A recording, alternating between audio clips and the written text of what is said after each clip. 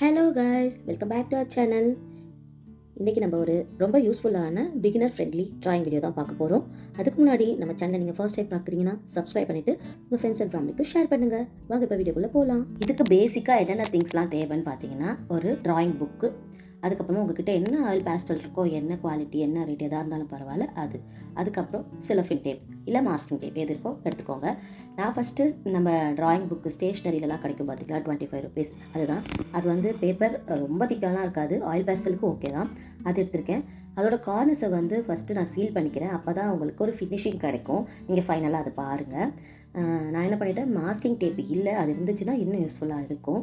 அந்த கார்னர்லலாம் நீங்கள் பேபி பவுடரை டஸ்ட் பண்ணிவிட்டு அதுக்கு மேலே செலோஃபின் டேப் போட்டு ஒட்டிட்டு நீங்கள் ரிமூவ் பண்ணும்போது உங்களோட பேப்பர் வந்து ஃபைனலாக அது உறிஞ்சிட்டு வராது. ஸோ அந்த டிப் மட்டும் ஃபாலோ பண்ணிக்கோங்க.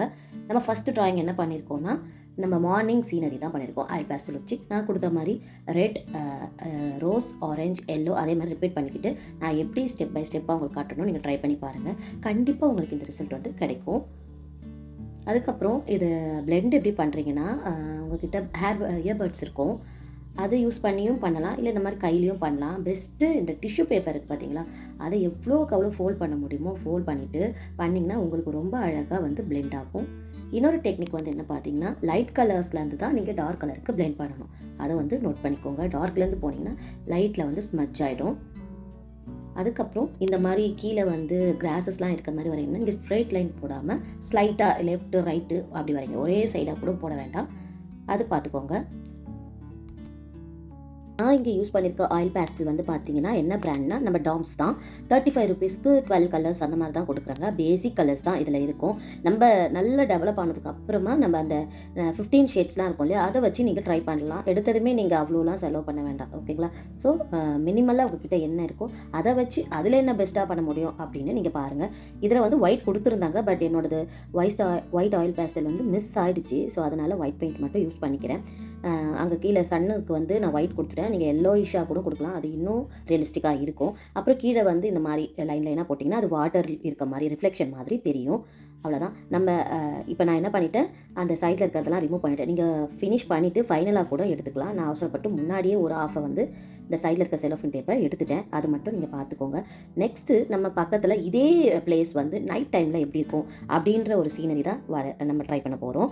அதுக்கு நீங்கள் என்ன பண்ணுறீங்க, உங்ககிட்ட இருக்கக்கூடிய ப்ளூ ஷேட்ஸ், டார்க்லேருந்து லைட்டு அந்த மாதிரி போங்க. நம்மக்கிட்ட வெறும் டார்க்கு ஒரு லைட் 2 ஷேட்ஸ் தான் இருக்குது. அதனால் நான் ஃபஸ்ட்டு பிளாக் போட்டுக்கிறேன். அதுக்கப்புறம் டார்க் ப்ளூ, நடுவில் வந்து பார்த்தீங்கன்னா ஒயிட்டும் ஸ்கை ப்ளூவும் சேர்த்து போடுங்க. அது இன்னும் சூப்பராக இருக்கும். நான் சொன்ன மாதிரி ஒயிட் இல்லாதனால வெறும் ஸ்கை ப்ளூ தான் போட்டிருக்கேன்.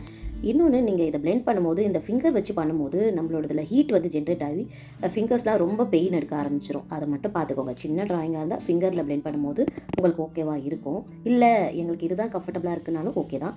ஆனால் டிஷ்யூ பேப்பர் வச்சு பண்ணும்போது ரொம்ப சூப்பராக ஸ்மூத்தாகவே உங்களுக்கு எல்லா பக்கமும் ஸ்மட்ஜ் ஆகிடும். அதே மாதிரி நம்ம அங்கே என்ன மவுண்டைன் வரைஞ்சோமோ அதே மாதிரி வரைஞ்சிட்டு உங்களுக்கு இங்கே சம் ஆயில் பேஸ்டலில் வந்து ஒன்று மேலே ஒன்று வந்து வரைய முடியாது.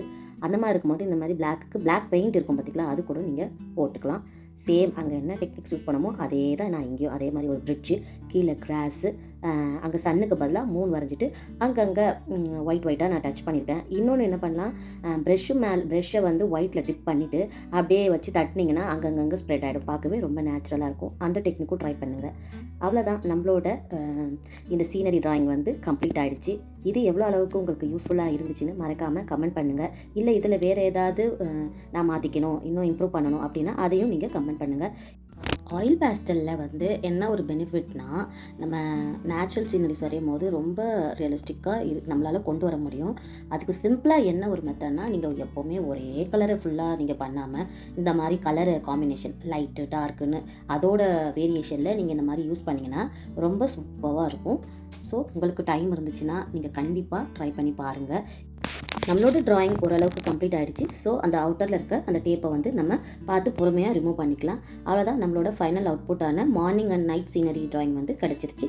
இன்னொரு நல்ல வீடியோவில் வந்து நான் உங்களை சந்திக்கிறேன். Until then, bye guys.